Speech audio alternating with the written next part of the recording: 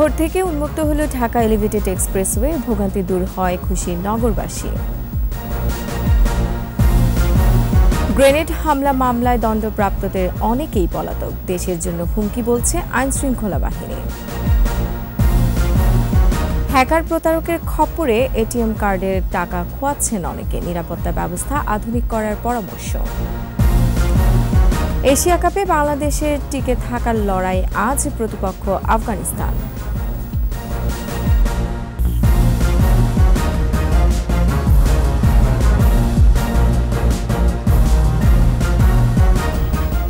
শুনছিলেন first security ইসলামী bank limited সংবাদ শিরোনাম। আমন্ত্রণ সকাল 9টার 21 সংবাদের সাথে আছে আমি রোমান আমিন। 21 টেলিভিশনের সংবাদ একই সাথে সরাসরি দেখতে পাবেন আমাদের ফেসবুক পেজ www.facebook.com/2124 অনলাইনে।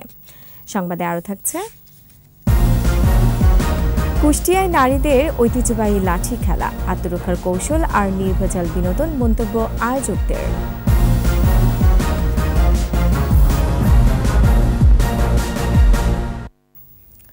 যানজটের নগরীতে এয়ারপোর্ট থেকে মাত্র 15 মিনিটে ফার্মগেট আসা যাও, যা কল্পনাও করা যেত না, এখন সেটি বাস্তব ও দৃশ্যমান।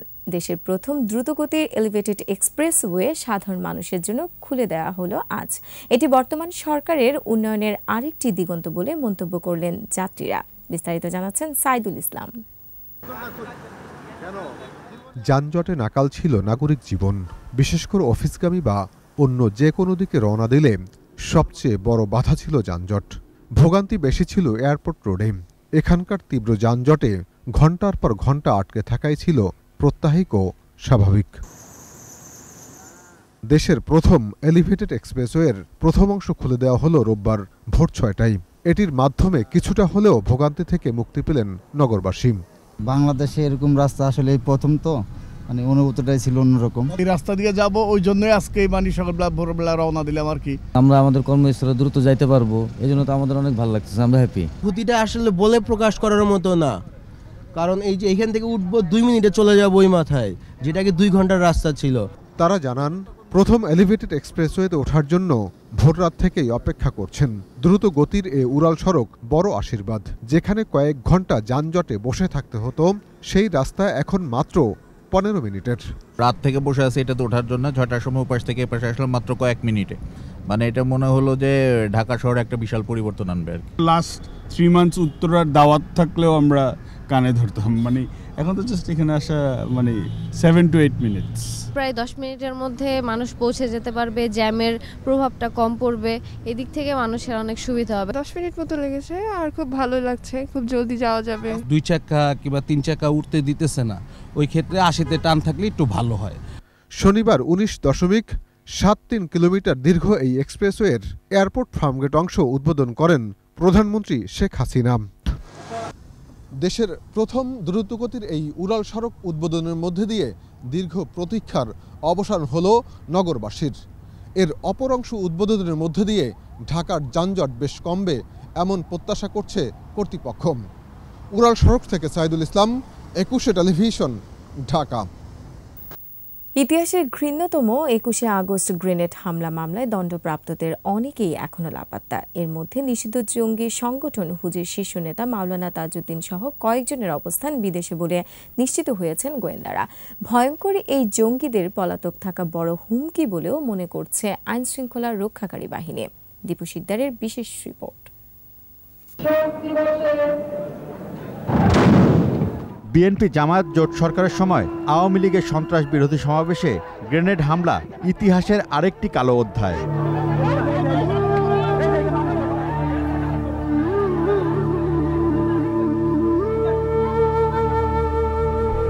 অনেক নাটকের পর মামলা হলেও তদন্তে নানান টালবাহানা হয়। শেষ পর্যন্ত অবশ্য প্রকৃত সত্য বের হয়ে আসে। আদালতের বহুল প্রতীক্ষিত রায়ে দণ্ডপ্রাপ্ত হন 49 জন, যাদের 31 জন এখন কারাগারে আর 18 জন পলাতক। আবু জান্দাল, আব্দুল হাই, মাওলানা সাব্বির এবং শেখ এনামুলের মতো দুর্ধর্ষ জঙ্গিরা খাটছেন সাজা। তবে যাবজ্জীবন দণ্ডপ্রাপ্ত বিএনপি নেতা তারেক রহমান কাগজে কলমে পলাতক হলেও যুক্তরাজ্যে অবস্থান করে প্রকাশ্যে চালাচ্ছেন রাষ্ট্রবিরোধী অপতৎপরতা। গোয়েন্দা তথ্য বলছে পলাতক আছেন ইন্টারপোলের নোটিশ পাওয়া মৃত্যুদণ্ডপ্রাপ্ত জঙ্গি নেতা মাওলানা তাজউদ্দিন এবং যাবজ্জীবন দণ্ডপ্রাপ্ত বিএনপি নেতা কাজী শাহ মোফাজ্জল হোসেন কায়কোবাদও। পলাতকদের বর্তমান অবস্থা নিশ্চিত হওয়ার চেষ্টা চালাচ্ছে ডিএমপির কাউন্টার টেরোরিজম। মাওলানা তাজউদ্দিন প্রথমত সে এই ঘটনার পরে পাকিস্তানে পালিয়ে গিয়েছিল এবং ওখান থেকে সে অন্য একটি রাষ্ট্রে বর্তমানে আছে বলে আমরা জানতে পেরেছি, বাট নিশ্চিত না। আমাদের তথ্য মোতাবেক তারা দেশের ভিতরে কেউ নাই, আর সেটাই জানার চেষ্টা করছে তারা কোন দেশে অবস্থান করতেছে।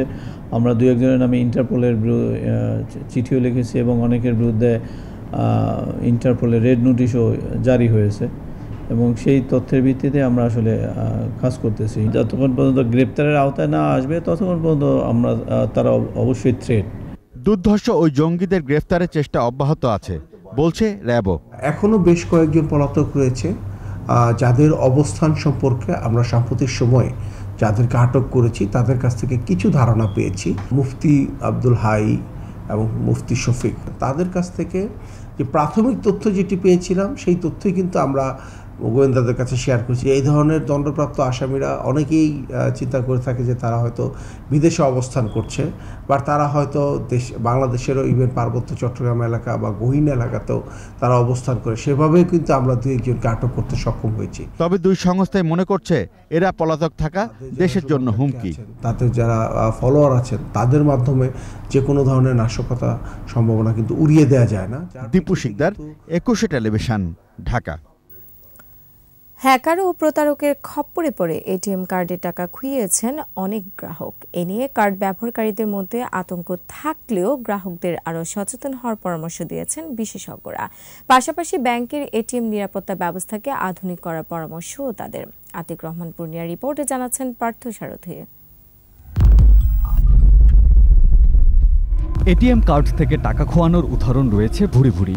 যেমন এই ব্যবসায়ীর স্ত্রী টের পান ভোর রাতে তার এটিএম কার্ড অ্যাকাউন্ট থেকে টাকা তুলে নিয়েছে কেউ। 13 জুলাইয়ের দিকে আমার ওয়াইফের অ্যাকাউন্ট থেকে কিছু টাকা চলে যায়। সে মেসেজ পায়, সে গ্রামে ছিল, কার্ড ওসে তার সাথেই ছিল, ব্যাংক কার্ড যেটা।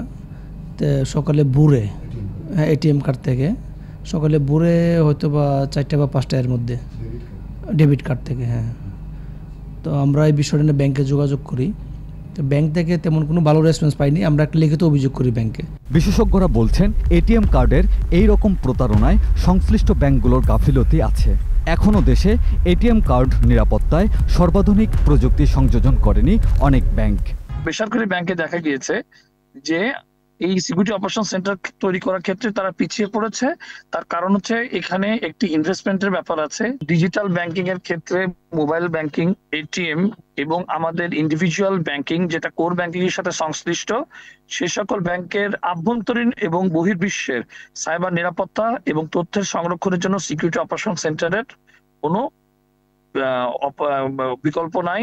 যদিও বেসরকারি ব্যাংকগুলো বলছে তারা গ্রাহকদের এটিএম কার্ড নিরাপত্তার বিষয়ে সচেতন, আর আইন প্রয়োগকারী সংস্থা এবং বাংলাদেশ ব্যাংকের পক্ষ থেকে জোর দেওয়া হচ্ছে গ্রাহক সচেতনতার উপর।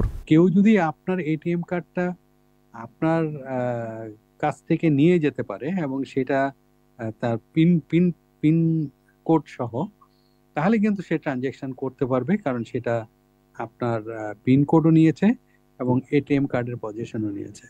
সুতরাং সেই ক্ষেত্রে আসলে ব্যাংকের কোনো কিছু করার নেই এবং সেই ক্ষেত্রে কোনো ডিভাইস সিকিউরিটি দিয়েও এটাকে প্রোটেকশন করা যায় না। অনেক ক্ষেত্রে প্রতারকরা ওই প্রতিষ্ঠানের মিথ্যা পরিচয় দিয়ে তার স্টেটমেন্টটা বের করে দেন গ্রাহকের সাথে তারা যোগাযোগ করে তার ওটিপিটা যে কোনোভাবে তারা সংগ্রহ করে ট্রানজ্যাকশন করে তার কার্ড থেকে টাকা নিয়ে নেয়। অনেক সময় দেখা গেল সাপোজ একটা আপনার শপিং সেন্টারে একজন গ্রাহক কেনাকাটা করলেন, সে কার্ড সোয়াইপ করে বিল দিলেন, সেই শপিং সেন্টারের ওখান থেকে কোনো ইনফরমেশন লিক হয়ে যায়। Security is a journey. আপনার যখন PCI-DSS করা হয় তখন সেখানে কিছু আপনার এটা কিছু গ্যাপ বের হয়, ওই গ্যাপটা আবার রেমিডিয়েট করে সেটাকে পুনরায় আবার করতে হয়। তো আবার নতুন ধরনের অ্যাটাক আসে। তো এই সব কিছু মাথায় রেখে এই বিষয়টা কন্টিনিউয়াস জার্নি, সবসময় আপনাকে অ্যাক্টিভ থাকতে হবে। এটিএম কার্ড নিয়ে গ্রাহক প্রতারণার শিকার হলে সংশ্লিষ্ট ব্যাংকের সহযোগিতা না পাওয়ারও অভিযোগ রয়েছে ভুক্তভোগীদের। পার্থ সারথী, 21 টেলিভিশন, ঢাকা। এবার এশিয়া কাপ 2023।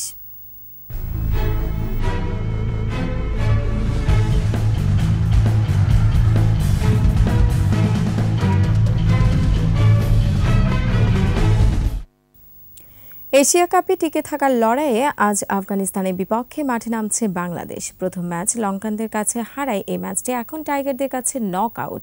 14 বছর পর পাকিস্তানের মাটিতে প্রথম আন্তর্জাতিক ম্যাচে জয়ই চোখ রাখছে সাকিবরা। একাদশেও আসতে পারে একাধিক পরিবর্তন। এদিকে আফগানরা এই ম্যাচে নিজেদেরকে ফেভারিট ভাবছেন। আকাশুজ্জামানের রিপোর্টে বিস্তারিত। এশিয়া কাপের শুরুতেই হোঁচট খেয়েছে বাংলাদেশ। লঙ্কানদের বিপক্ষে দায়িত্বজ্ঞানহীন ব্যাটিংয়ে হারতে হয়েছে টাইগারদের। ইনজুরিতে তামিমের না থাকা, জ্বরে ভোগা লিটনের অনুপস্থিতিতে সুযোগ পেয়ে ব্যর্থ তানজিদ হাসান তামিম ও নাইম শেখ। বহুল আলোচিত 7 নম্বর পজিশনেও আলো কাটতে পারেনি মেহেদী হাসান মিরাজ ও শেখ মাহাদি হাসান। আফগানদের বিপক্ষে তাই পরিবর্তনের আভাস আসছে বাংলাদেশ দলে। টুর্নামেন্টে টিকে থাকতে জয়ের বিকল্প আর কিছুই নেই বাংলাদেশের সামনে। সাম্প্রতিক ফর্ম দুশ্চিন্তার কারণ। তবে এসব তোয়াক্কা না করে মাঠের পরিকল্পনা ঠিকঠাক কাজে লাগাতে চায় সাকিবরা। আফগানদের বিপক্ষে সবশেষ এশিয়া কাপেও হেরেছিল বাংলাদেশ। ঘরের মাঠে ওয়ানডে ফরম্যাটের স্মৃতিটাও সুখকর নয়। বিশ্বকাপের আগে প্রস্তুতির সেরা মঞ্চ এশিয়া কাপে টিকে থাকতে তাই সামর্থ্যের সবটুকু দিতে চান তাসকিন মুশফিকরা। সংবাদের পর্যায়ে একটা বিরতি নিচ্ছি। যখন ফিরছি তখন অন্যান্য খবরের সঙ্গে আরও থাকবে। বরগুনা সদর হাসপাতালের বেহাল দশা, মেলে না ওষুধ এক্সরে, নোংরা পরিবেশে মেঝেতে চিকিৎসা।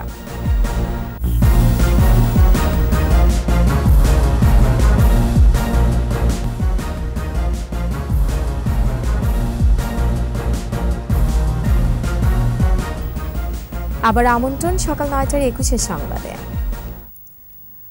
চিকিৎসা সেবার বেহাল অবস্থা বরগুনা সদর হাসপাতালের। 250 শয্যায় উন্নীত হলেও এখনো বরাদ্দ আসেনি। জেলার 12 লাখ মানুষের জন্য হাসপাতালে মাত্র 11 জন চিকিৎসক। মেলে না ওষুধ, বিদ্যুৎ সংযোগের অভাবে বন্ধ এক্সরে সেবা। এছাড়া নোংরা পরিবেশে মেঝেতেই চলছে চিকিৎসা। বরগুনা প্রতিনিধি জয়দেব রায়ের রিপোর্টে জানাচ্ছেন শতরূপা দত্ত। বরগুনার প্রায় 12 লাখ মানুষের জন্য সরকারি স্বাস্থ্যসেবার একমাত্র প্রতিষ্ঠান সদর হাসপাতাল। বহির্বিভাগে প্রতিদিন 8 থেকে 1100 রোগী চিকিৎসা নিতে আসেন। ভর্তি থাকেন প্রায় 500 রোগী। সংকট কাটাতে 2010 সালে 250 শয্যায় উন্নীত করা হয় হাসপাতালটি। 2022 সালের জুনে হাসপাতাল কর্তৃপক্ষকে নতুন ভবন হস্তান্তর করা হলেও ভবনটি অলস পড়ে আছে, আসেনি বরাদ্দ। 250 শয্যার হাসপাতালে পূর্ণাঙ্গ চিকিৎসা সেবা চালুর জন্য দরকার 55 জন চিকিৎসক, 101 জন নার্স সহ 233 জনের জনবল। এর মধ্যে 103 জনের পদ শূন্য। বর্তমানে 100 শয্যার হাসপাতালের জন্য সৃষ্ট 55টি পদের বিপরীতে মাত্র 11 জন চিকিৎসক রয়েছেন। মেডিসিন, সার্জারি, কার্ডিওলজি সহ গুরুত্বপূর্ণ বিভাগগুলোতে নেই কোনো ডাক্তার। 100 বেডের হসপিটাল, এটা দিয়ে 250 বেড চলছে। বিভিন্ন ওয়ার্ডের মেঝেতেই নিতে হচ্ছে চিকিৎসা সেবা। পরিচ্ছন্ন কর্মীর সংকটে পরিবেশও নোংরা। নোংরা পরিবেশ, গন্ধ। নিজে গায়ে তাকাইবেন, নিজে নারিকেলের ছোলাই ছোকলা। একটা সেলাইনও দেয় না, বাইরে দেখি নেই বের করা লাগছে। ডাক্তার তো সচরাচর আসেই না। বিদ্যুৎ সংযোগের অভাবে এক্সরে সেবা মিলছে না। নাকি স্কেপ করা যাবে না, বাইরে করতে বলছে। যদি বিদ্যুৎ সংযোগটা আমাদের পাই, যত তাড়াতাড়ি পাবো আমরা ওই মেশিন দিয়ে সকল রোগীদের সেবা দিতে পারবো। প্যাথোলজি বিভাগের চিত্র একই রকম। জনবল কম থাকায় সেবা দেওয়া যাচ্ছে না বলে জানান কর্মরতরা। যদি 250 বেডের টোটাল লোকবল এবং আমাদের বসার সমস্ত কিছু ব্যবস্থা করা হতো, তাইলে আমাদের কাজ করতে আরও অনেক সুবিধা হতো। লিফট থাকতেও রোগী ও স্বজনদের ব্যবহার করতে হয় সিঁড়ি। একটা লিফট নাই, যাওয়া আছে ওকে যাও। রোগীদের খাবার দেয়া নিয়েও রয়েছে অনিয়মের অভিযোগ। খানা দানার কোনো ব্যবস্থাই নেই। আমরা নিজেও খাবারই খাইতেছি, এরা খাবার দাবার দেয় না। আবার মূলত খাবার দিলে 100 জনকে, কিন্তু রোগীর পরিমাণ অনেক বেশি। তবে সংকট সমাধানের চেষ্টা চলছে বলে জানালেন হাসপাতালের তত্ত্বাবধায়ক। রুগীর খানা খাদ্য MSR সবই 100 বেডের পাই, অথচ আমরা এখানে কিন্তু রুগীর সার্ভিস দিতেছি 4 থেকে 500 রুগী। সেবার মান এবং হাসপাতালের পরিবেশের দ্রুত উন্নতি দেখতে চান বরগুনার সচেতন মহল। শতরূপা দত্ত, 21 টেলিভিশন। আবার নিচ্ছি সংবাদ বিরতি, যখন ফিরছি তখন অন্যান্য খবরের সঙ্গে আরও থাকবে। সৌদি প্রো লিগে আল হাজমকে 5-1 গোলে হারালো ক্রিস্টিয়ানো রোনালদোর আল নাসর।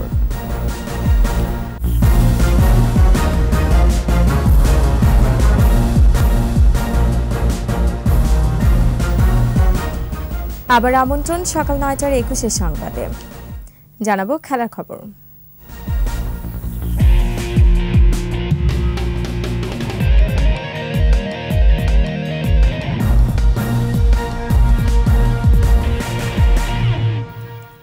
দুই ম্যাচ সিরিজের ফিফা টায়ার 1 আন্তর্জাতিক প্রীতি ফুটবল ম্যাচের প্রথমটিতে আজ আফগানিস্তানের বিপক্ষে মাঠে নামছে বাংলাদেশ। বসুন্ধরা স্পোর্টস কমপ্লেক্সে ম্যাচটি শুরু হবে বিকেল 5টায়। অক্টোবরে মালদ্বীপের বিপক্ষে বিশ্বকাপের প্রাক বাছাইয়ের ম্যাচ রয়েছে লাল সবুজের প্রতিনিধিদের। এর প্রস্তুতি হিসেবে আফগানিস্তানের বিপক্ষে এই সিরিজের আয়োজন করেছে ফুটবল ফেডারেশন। গেল সাফ চ্যাম্পিয়নশিপে ভালো খেলেছে বাংলাদেশ। আফগানিস্তানের বিপক্ষে ম্যাচের আগে শিশুদের অনুশীলন ক্যাম্প করেছে কোচ হাভিয়ার কাবরেরা। খেলোয়াড়দের প্রস্তুতিতে সন্তুষ্ট এই স্প্যানিশ কোচ। এদিকে খেলাটা বাংলাদেশের মাটিতে হলেও জয়ের বিকল্প ভাবছে না আফগানিস্তান।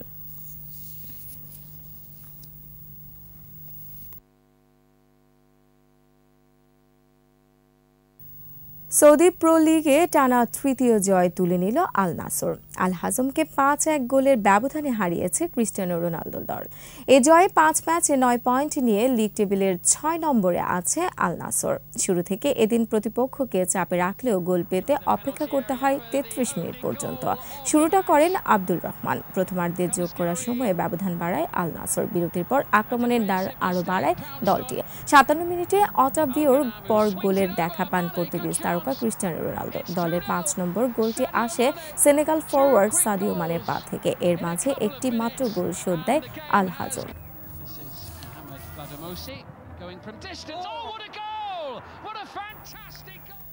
দলবদলের খরচে এবার রেকর্ড গড়ল ইংলিশ প্রিমিয়ার লিগ। প্রথমবারের মতো 200 কোটি পাউন্ডে বেশি খরচ করেছে ফুটবলের সবচেয়ে জমজমাট এই লিগ। বিশ্বের সর্ববৃহৎ হিসাবরক্ষক পরিষেবা নেটওয়ার্ক ডেলোয়েট এ তথ্য দিয়েছে। প্রতিষ্ঠানটি জানায় প্রিমিয়ার লিগের 20 ক্লাব এবার খেলোয়াড় কিনতে 236 কোটি পাউন্ড ব্যয় করেছে, যা গতবারের চেয়ে প্রায় 44 কোটি পাউন্ড বেশি। 2022-23 গ্রীষ্মকালীন দলবদলে ক্লাবগুলোর খেলোয়াড় কিনতে গুনতে হয়েছিল 192 কোটি পাউন্ড। ডেলোয়েটের হিসাব অনুযায়ী এবারে দলবদলে সবচেয়ে বেশি 42 কোটি 88 লাখ পাউন্ড খরচ করেছে চেলসি। 21 কোটি 10 লাখ পাউন্ড খরচ করে এ তালিকার দ্বিতীয় স্থানে ম্যানচেস্টার সিটি।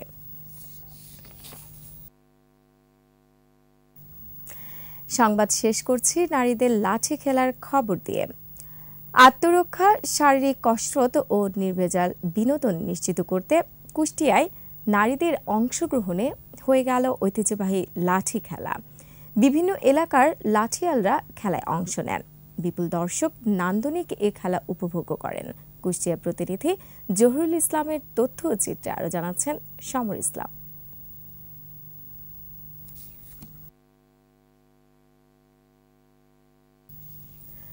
দর্শক, আমরা রিপোর্টের জন্য অপেক্ষা করছি।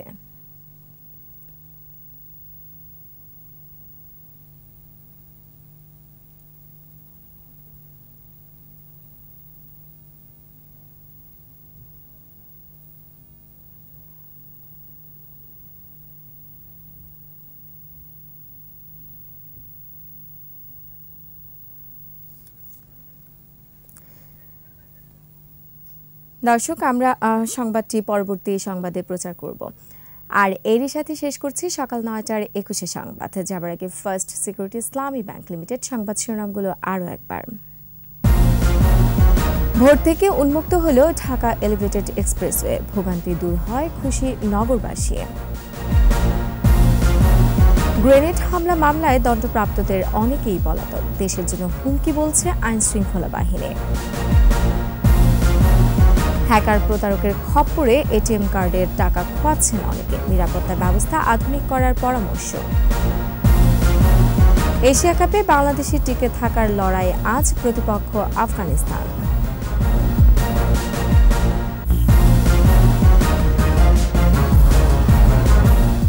দর্শক, সর্বশেষ খবর জানতে ডায়াল করুন 2021 নম্বর আর ভিজিট করুন 21-tv.com এই ওয়েবসাইটে। এছাড়া ফেসবুকে ভিজিট করতে পারেন facebook.com/2124 অনলাইনে।